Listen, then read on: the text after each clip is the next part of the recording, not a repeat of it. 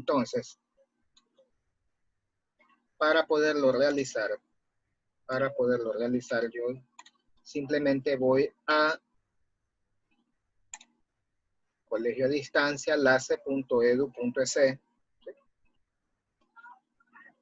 asignaturas, y dentro de asignaturas escogemos la opción libros, que es el enlace justamente que el otro día, si mal no recuerdo, fue el día miércoles, jueves, que les envié a su grupo.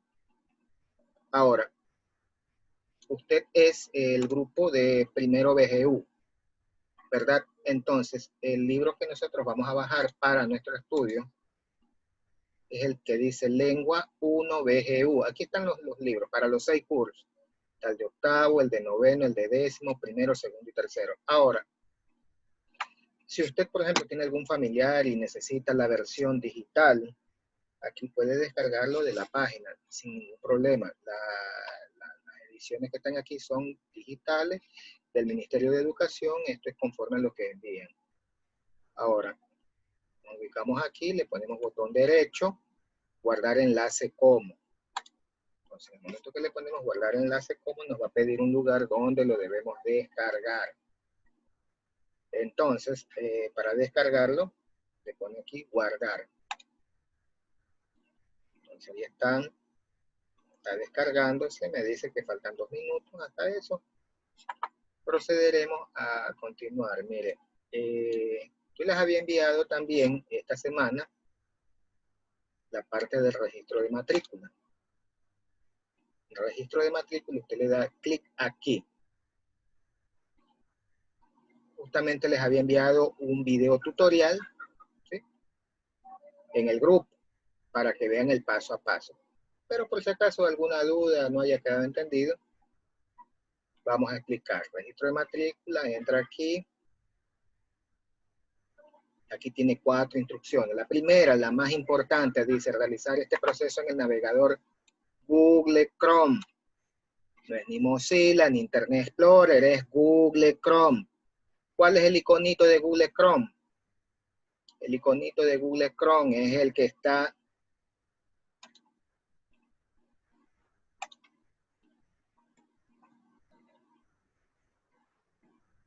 de esta manera. Usted lo va a ver en su escritorio cuando lo instale, es este iconito, ¿sí? Cuando usted ve este iconito quiere decir que es el Google Chrome. Desde ahí usted activa el programa para poder navegar. Entonces, abre la página, ingresa la opción y luego nos vamos al formulario de registro. En el formulario de registro se le va a abrir directamente en su pantalla, ¿sí?, el formulario. Entonces aquí usted ingresa apellidos, por ejemplo, para su caso, Rizolor, ya, Rizolor,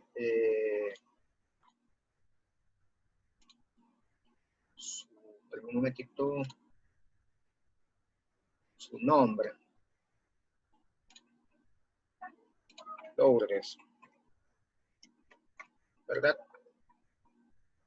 Cédula de identidad. Entonces aquí va poniendo 0, si que termina en 0, 1, lo que usted quiera, de casillerito en casillerito. Nivel de estudios. ¿Cuál es el nivel de estudio suyo? Por ejemplo, usted está en primero, ¿verdad? Entonces usted avanzó el básica superior, ¿hasta qué curso? Hasta el 10º, que usted indica que está aprobado, ¿verdad? Entonces, 10º. Curso al que va es el curso actual. Entonces usted al momento está en primero BGU. ¿Y qué día escogido? Usted ha escogido el sábado vespertino, ¿sí? Entonces ahí usted ingresa a los demás campos, ¿verdad? Si tiene alguna enfermedad o discapacidad, la pone aquí. Y esta parte de acá la dejamos en blanco, ¿sí? Una vez que usted termina de llenar el formulario, le pone imprimir, ¿verdad? Si tiene una impresora, la dirige a su impresora.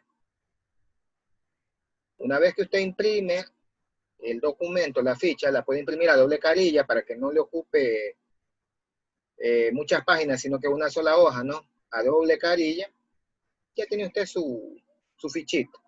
Entonces, después de que termina de imprimirla, vuelve otra vez a imprimir y esta vez la guarda como PDF. Y le dice guardar. En el momento que le pone guardar, ¿sí? Le va a dar una dirección en su computadora y le pone guardar. Entonces, ya esa ficha que usted baja, ya la baja llena con sus datos, con los datos que ingresó aquí. Y ese archivito, por favor, nos lo envía al WhatsApp de la coordinadora, que es este que está aquí abajo. Y el archivo vía WhatsApp a la coordinadora. Entonces, aquí está el número de WhatsApp de la coordinadora. Y con eso terminamos. Hay que hacerlo lo más pronto posible, que no pase de este lunes.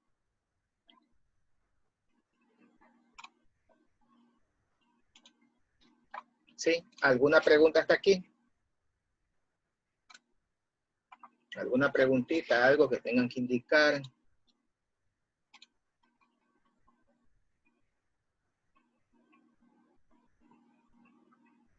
Sí. Profesor, pero yo estuve con mi Charito. Hola, buenas tardes. Le escucho. Ya, yo estuve con mi Charito el día ayer, yo fui a pagar 2 meses. Y yo le dije para dejar llena ahí la ficha.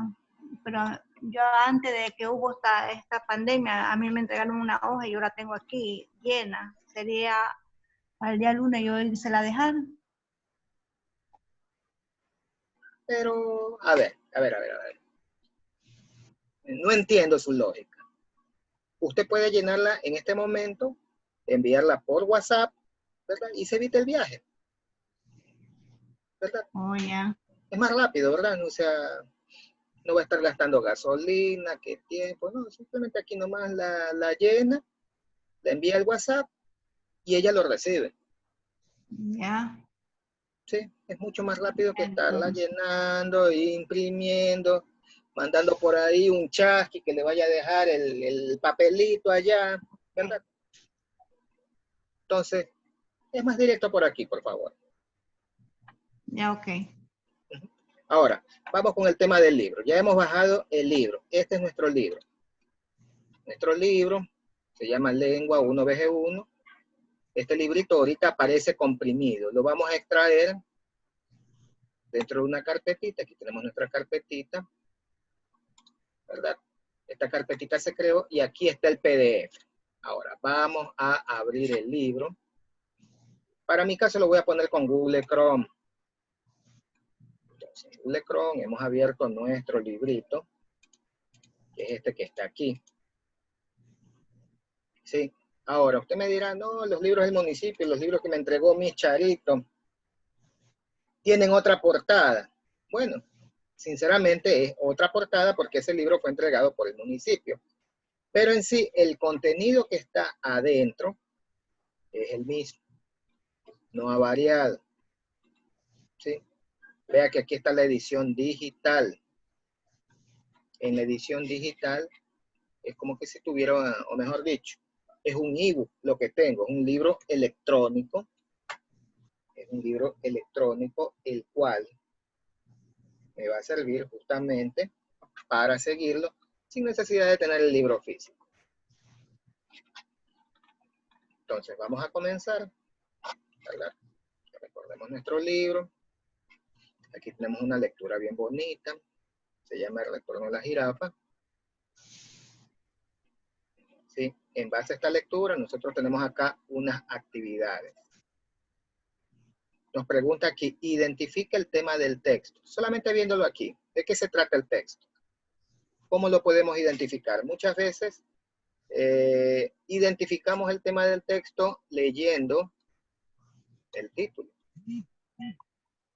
¿verdad? El retorno de la jirafa. ¿Cuál es el tema del texto? Justamente el tema del texto es sobre estos animalitos llamados jirafas. Entonces,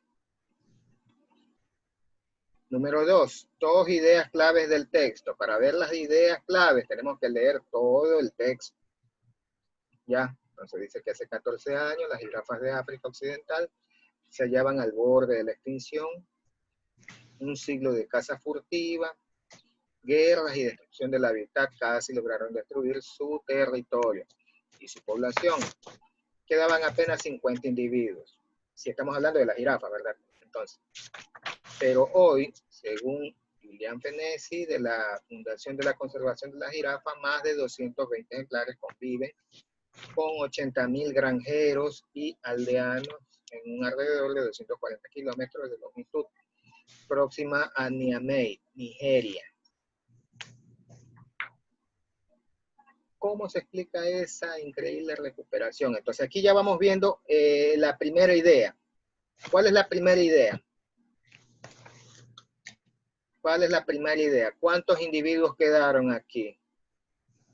Dice que apenas quedaron como 50 individuos. Y al momento, ¿cuántos hay? Hay 220. ¿Qué quiere decir? ¿Cuál es la primera idea? Que se recuperó la población un poco. Más que duplicarse, se cuatriplicó casi su población, ¿ya? Entonces ahí tenemos la primera idea. Ahora, vamos con la segunda idea. ¿Cómo se explica esa increíble recuperación? El experto Pierre Gay apunta a varias razones. Los programas de conservación han contribuido mediante la concesión de microcréditos y la asistencia agrícola a los lugareños que lo han incentivado a no perjudicar a la jirafa. Además, en la zona abunda el alimento como hojas de acacia, combretum, y por el contrario escasean los depredadores, ya que los cazadores erradicaron hace tiempo a leones y leopardos.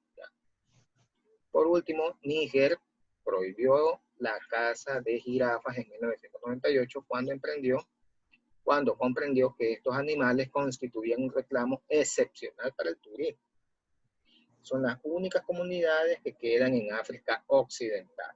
No obstante, Fenesi advierte de peligros como la tala ilegal de árboles continua y la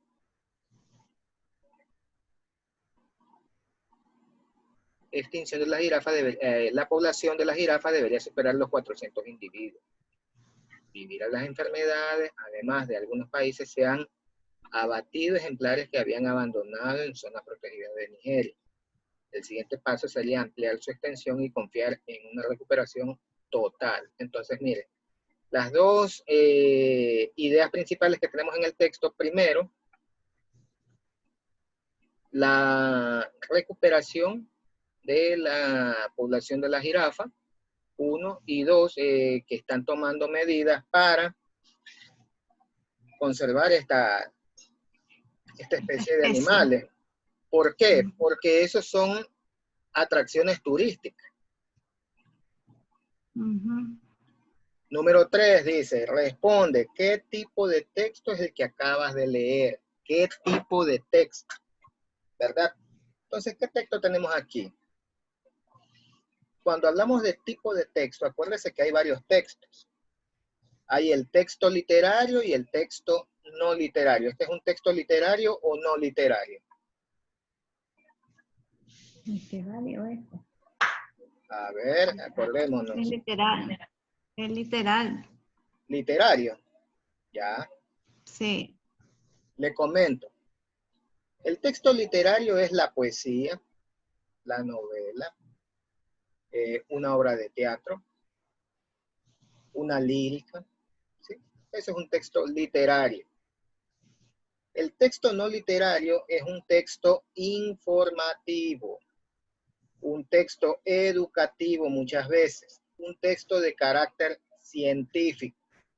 Por ejemplo, los libros escolares son textos no literarios. ¿Por qué? Porque ahí lo que se encarga es de transmitir conocimiento, transmitir información.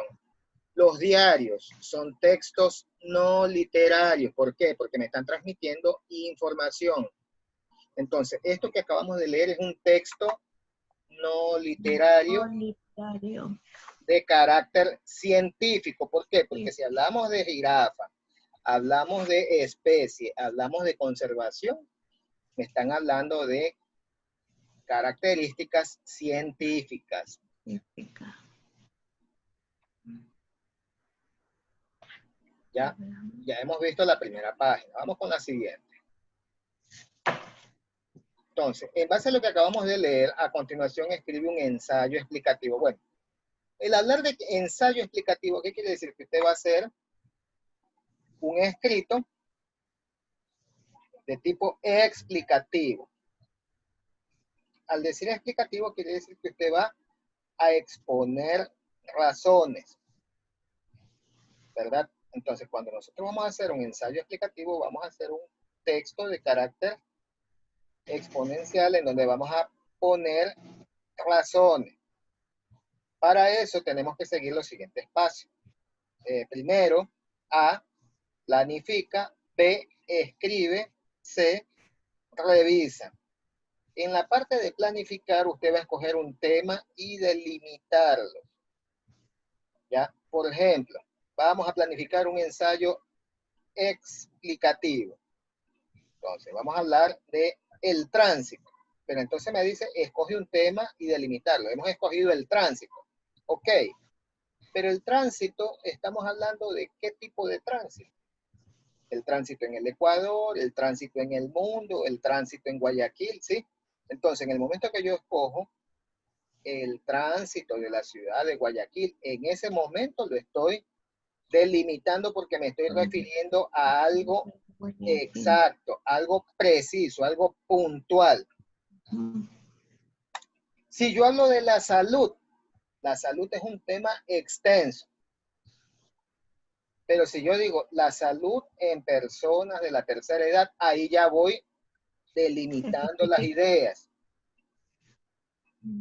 La salud infantil, ya estoy delimitando que es solamente la salud para los niños. Ahora, siguiente punto dice, escribe una frase como tesis o idea central de tu ensayo. Vamos al tema del tránsito.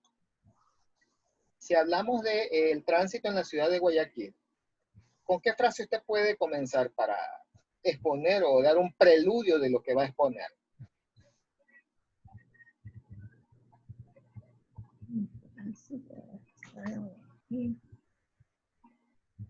Entonces, vean, si vamos a hablar de una frase, quiere decir, si tenemos el tránsito en la ciudad de Guayaquil, nuestra frase podría ser rodar por las calles de Guayaquil en determinadas horas llamadas pico, produce un estrés total. Entonces ahí estamos con una frase. ¿Qué más puede decir? Otra frase.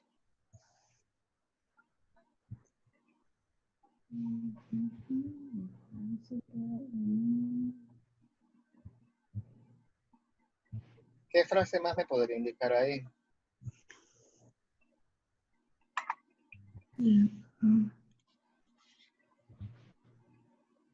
Como que más o menos la circulación en la ciudad de Guayaquil es muy rápida ya como que, ¿ya? ¿Ya? Bueno, entonces eso es en base a lo que es la frase. Ya.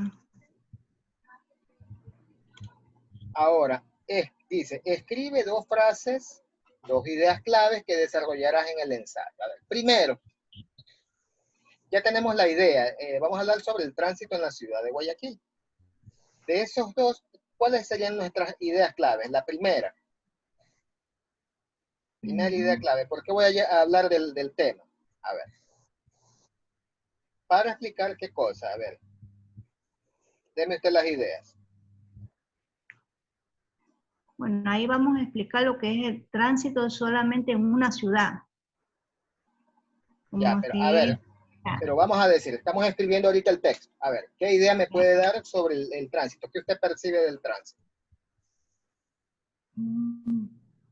Es rápido, es lento, hay demasiados carros. Ya, el tránsito es muy lento.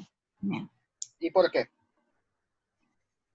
Es muy lento porque los semáforos no concuerdan con la capacidad o sea, con el tiempo. ¿Qué pasa con el tiempo?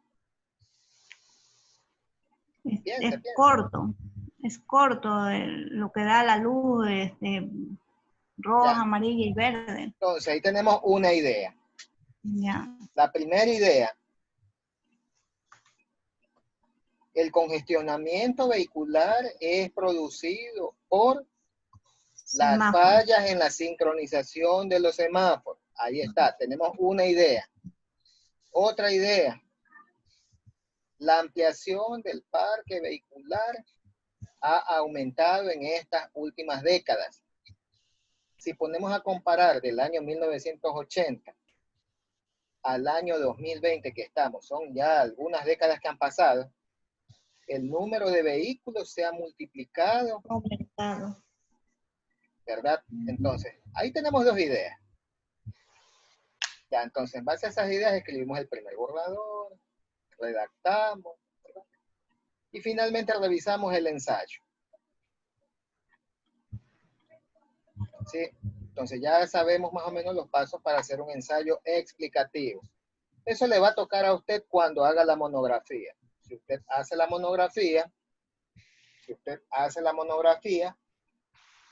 no solamente tiene que hablar del tema, sino que exponer si usted está a favor o en contra, ¿verdad? Por lo general, si usted va a hablar del aborto, usted tiene que poner una postura, si está a favor del aborto o está en contra del aborto. Si usted va a hablar sobre los políticos corruptos, vamos a hablar sobre la corrupción de los políticos, entonces, ¿usted está a favor de eso o está en contra de eso? Entonces, de esa manera nosotros desarrollamos un texto explicativo. Vamos a la siguiente página, la página 14. Tenemos aquí lengua y cultura.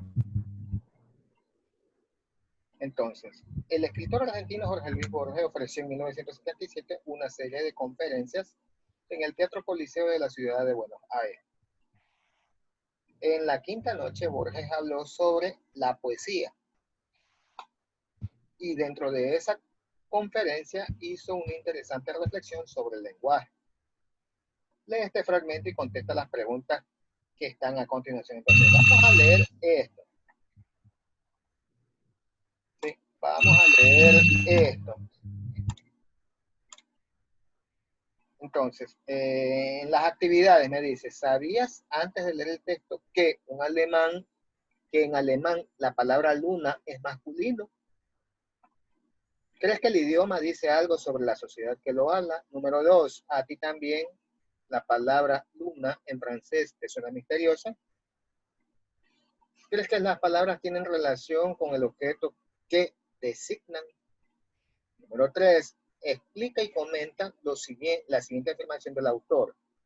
Cada palabra es una obra poética. Y número 4 dice, si las palabras son tan particulares cada idioma, ¿crees que en la traducción de un poema, por ejemplo, podemos perder su esencia? ¿Sí? Entonces, vamos a leer esto. Me dice el poeta, pensemos en una cosa amarilla, resplandeciente, cambiante. Esa cosa es a veces en el cielo circular, otras veces tiene la forma de un arco, otras veces crece y decrece. Alguien, pero no sabemos nunca el nombre de ese alguien. Nuestro antepasado, nuestro común antepasado, le dio a esa cosa el nombre de luna. Distinto en distintos idiomas y diversamente feliz. Yo diría que la voz griega Selene es demasiado compleja para la luna. Que la voz inglesa Moon tiene algo pausado. Algo que obliga a la voz a la lentitud que conviene a la luna. Que se parece a la luna porque es casi circular. Casi empieza con la misma letra con que termina. En cuanto a la palabra luna, esa hermosa palabra que hemos heredado del latín, esa hermosa palabra que es común al italiano, consta de 2 sílabas, de 2 piezas, lo cual acaso es demasiado. Tenemos lua en portugués, que parece menos feliz, y lune en francés, que tiene algo de misterioso. Ya que estamos hablando en español, elijamos la palabra luna. Pensé que alguien alguna vez inventó la palabra luna, sin duda. La primera invención sería muy distinta. ¿Por qué no detenernos en el primer hombre que dijo la palabra luna con ese sonido o con otro? Hay una metáfora que he tenido ocasión de citar más de una vez, y entre paréntesis está aquí una reflexión que él hace, dice, perdónenme la monotonía, pero mi memoria es una vieja memoria de 70 y tantos años. Aquella metáfora persa que dice que la luna es el espejo del tiempo. En la sentencia espejo del tiempo está la fragilidad de la luna y la eternidad también. Esa contradicción de la luna tan casi traslúcida, tan casi nada, pero cuya medida es la eternidad. En alemán la voz luna es masculina. Así, Nietzsche pudo decir que la luna es un monje que mira envidiosamente a la tierra, o un gato, cater, que pisa tapices de estrella. También los géneros gramaticales influyen en la poesía. Decir luna, decir espejo del tiempo, son 2 hechos estéticos, salvo que la segunda es una obra de segundo grado. ¿Por qué espejo del tiempo? Porque está hecha de 2 unidades. Y luna nos da quizás aún más eficazmente la palabra, el concepto de la luna. Cada palabra es una obra poética. Entonces, este extracto es parte de la intervención que tuvo este gran escritor argentino. Entonces, ¿qué nos dice aquí las actividades? Primero, ¿usted sabía antes de leer el texto que en el alemán la palabra luna era masculina? ¿Sí? ¿Crees que el idioma dice algo sobre la sociedad que lo habla? Por ejemplo, nosotros, los latinos, tenemos una forma de entender las cosas, ¿verdad? En nuestra región, lo que decimos en nuestro dialecto, muchas veces lo entendemos mucho mejor del dialecto mexicano, del dialecto colombiano, del dialecto venezolano, ¿sí? Lo que es latino. Será la misma concepción del español original, el español de España, ¿verdad que no? Es decir, usted cuando ve una película al español, ¿cómo la quiere? Como con un audio de español, o sea, español de España o español latino. Lo mismo las novelas. Las novelas latinas, usted las capta más rápido. Las novelas de España, como que hay cosas que, a pesar de que usted las entiende, no le cuadra la lógica. Y esto es por la parte de la región donde se habla.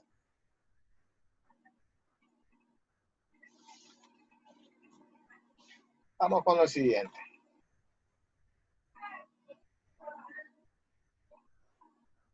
Dice, lee el siguiente fragmento del cuento La señorita Cora, de Julio Cortázar, y responde las preguntas que están a continuación. Entonces, comenzamos. No entiendo por qué no me dejan pasar la noche en la clínica con el nene. Al fin y al cabo, soy su madre y el doctor de Luisi nos recomendó personalmente al director.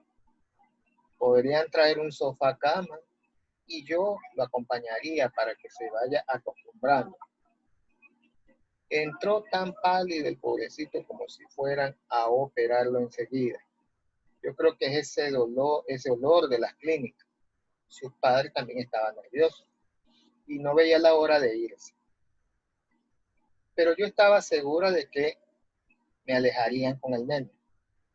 Después de todo, tiene apenas 15 años y nadie se los daría. Siempre pegado a mí, aunque ahora con los pantalones largos, quiere disimular y hacerse el hombre grande. La impresión que le habrá hecho cuando se dio cuenta de que no me dejaban quedarme. Menos mal, su padre le dio charla. Me hizo poner el pijama y meterse en la cama. Y todo por esa mocosa de enfermera. Yo me pregunto si verdaderamente tiene órdenes de los médicos o si lo hace por pura maldad.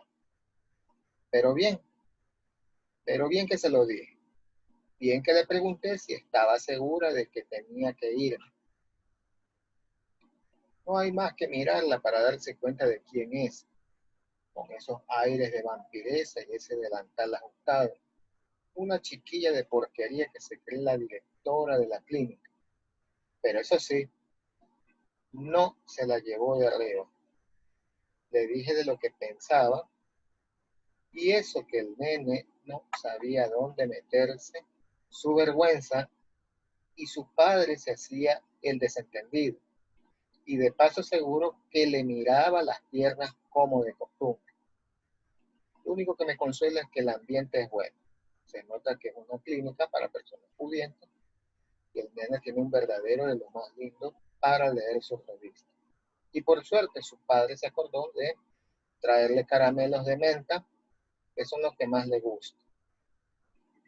Pero mañana por la mañana, eso sí, lo primero que hago es hablar con el doctor de Luis para que le ponga en su lugar a esa mocosa presumida. Habrá que ver si la frazada lo abriga bien al nene. Voy a pedir que, por las dudas, le dejen otra a mano. Entonces, bueno, este de aquí es el fragmento de la novela La señorita Cora de Julio Cortázar. Entonces, vamos aquí nosotros a ver las preguntas. Primera pregunta, dice, ¿a qué género pertenece el texto que acabas de leer? Entonces tenemos tres opciones, narrativo, poético, dramático. ¿Usted qué cree?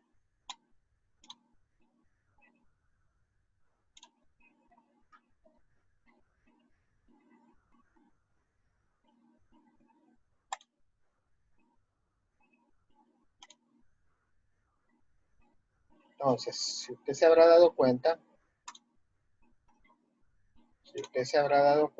el género al que pertenece es el género de la narrativa, ¿sí? Poético no es porque no hay versos. Dramático no es una obra de teatro donde se observan los personajes. Más bien es tipo novela. Siguiente pregunta. ¿Qué tipo de narrador cuenta la historia? A ver, ¿qué tipo de narrador?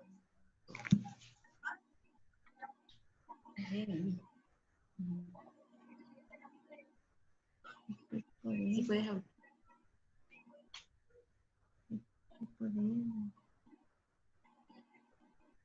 Cuenta una historia media atrás, donde su padre se quedó sorprendido cuando se le bajó los pantalones. Entonces, parece que el narrador es una tercera persona la que cuenta. Por ejemplo, parece que es la madre la que está contando la historia. ¿Verdad? Cuando hablamos del narrador, quiere decir que es una tercera persona la que cuenta. Que está viendo, que está palpando la historia, cómo acontece. Vamos con la siguiente pregunta. Resume en una línea cuál es el conflicto que se te ha presentado en este fragmento? A ver, ¿cuál es el conflicto? ¿Qué estás viendo ahí en la historia?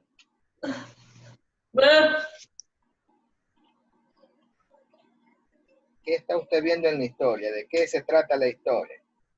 Es una madre que lleva a su hijo ¿a dónde? Lo lleva al estadio, lo lleva al cine, ¿a dónde lo lleva? Ahí está, ahora se abrí. No entiendo por qué me dejan. Al doctor. Él está en una clínica. Ese Claro. muchacho está en una clínica. ¿Qué pasa en la clínica? En la clínica es un ambiente, El padre también estaba nervioso. claro, está nervioso. ¿Por qué? Porque piensa que ya lo van a operar de uno. Ajá. ¿Cómo es el ambiente en la clínica? Bueno, el ambiente en la clínica parece que es acogedor, sí. Es de lo más normal que puede haber en un hospital. Pero en cambio, ¿de quién tienen queja? ¿Cuál es en sí así el conflicto que hay ahorita? ¿Qué pasa? ¿Qué problema tiene la madre ahí? La madre, después de todo tiempo. O sea, el muchacho era de 15 años. No, el muchacho no es ningún problema, ya, el muchacho es hijo de la mamá y él está preocupado por el muchacho. Pero, ¿cuál es la mayor preocupación ahí? La pena, la salud. ¿No? La salud del hijo, la preocupación de la madre. Ya, eso está bien, pero el mayor inconveniente que tiene ahí es la actitud de la enfermera, porque ahí habla sobre una enfermera que tiene aires de directora y que está esperando, ¿sí? Vea, muchas veces nosotros leemos, pero en el fondo hay personas que no están sabiendo leer. Dese cuenta en este fragmento. No me deja que más. Dese cuenta en este fragmento. ¿Sí? Para leer hay que entender. ¿Sí? Hay que entender de qué se trata. Entonces aquí estamos viendo que es la enfermera, la cual no le tiene confianza. No le tiene confianza. Y como es mamita, mamita quiere que su hijito esté bien atendido. Y para que esté atendido, ella quiere quedarse ahí, pero parece que no le están permitiendo que se quede ahí, sino que lo deje ahí al muchacho hasta el día siguiente. Y eso es lo que ella no quiere. El muchacho tiene padre. O sea, ¿cómo se llama? La enfermera de maldad también como lo ve aniñado al muchacho. Puede ser. ¿Qué más? Se verdaderamente tiene órdenes de los médicos, pues una orden que cumple ella. Ya, pero aparte de eso, ¿es un solo paciente? No, no se sabe. Hay varios pacientes en una clínica. Claro, entonces pues. ella no puede dedicarse a una sola persona, ella tiene que recorrer varios. Entonces por eso de repente su actitud de esa manera. Claro. ¿Qué pasa con el padre? El padre se hacía el desentendido, dice. ¿Verdad? El padre más andaba en otros pensamientos que el bienestar del hijo, parece. Lo que sí al hijo le había llevado, ¿qué cosa? Unos caramelos de menta, unas revistitas para que esté entretenido ahí. Entonces, bueno. ¿Cuáles son los personajes que aparecen en este cuento? En esta historia. A ver, primero. El hijo, la madre y la enfermera. ¿Ya? ¿Y el padre? También, pues por eso. Hijo, madre, padre y enfermera. Bueno, entonces vean. ¿Cuál es el escenario? A ver, vamos a ver. ¿Cuál es el escenario de esta narración? Cuando hablamos de escenario es en donde se desarrolla la historia. El hospital, la clínica. En una clínica, perfecto. ¿Qué sentimiento, verdad, subyace en las palabras del narrador? Lo que usted me decía antes. El sentimiento que nace ahí es la preocupación. De la mamá, de los padres. Claro, es porque es la madre. Ujú. Número 8. Dice, ¿cómo calificarías la actitud de la madre hacia el hijo?